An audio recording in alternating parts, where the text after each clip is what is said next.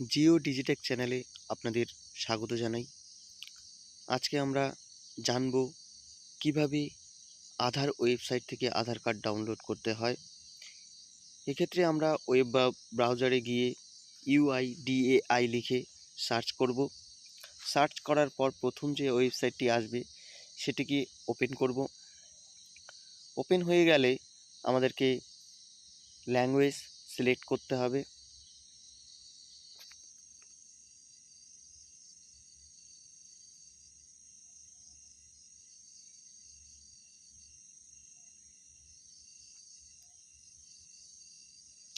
এরপর নিচের দিকে আমরা দেখতে পাবো গেট আধার।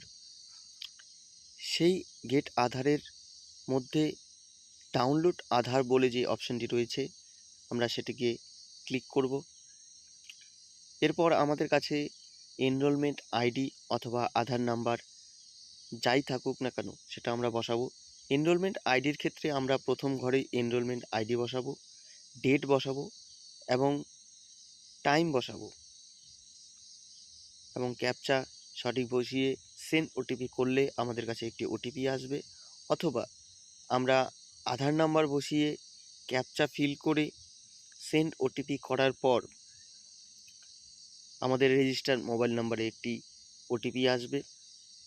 সেই ওটিপিটি আমরা এখানে বসাবো। চলুন দেখে নিই।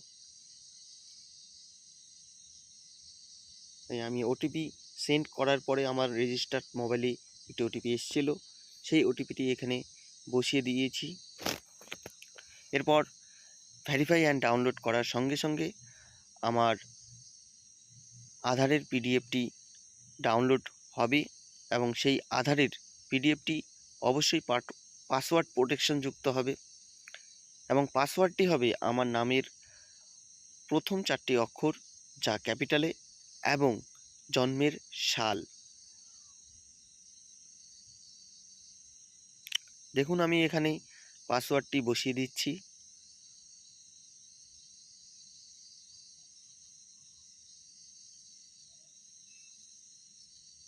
পাসওয়ার্ড বসানো হয়ে গেলে সাবমিট করার সঙ্গে সঙ্গেই আমাদের কাছে আধার কার্ডটি ওপেন হয়ে যাবে। এভাবে আপনারা চাইলে আপনাদের আধার কার্ড ডাউনলোড করতে পারবেন। ধন্যবাদ জিওতে আমাদের ভিডিও দেখার জন্য। নোটিফিকেশন অন করে রাখুন পরবর্তীকালের বিভিন্ন ভিডিও দেখার জন্য। ধন্যবাদ।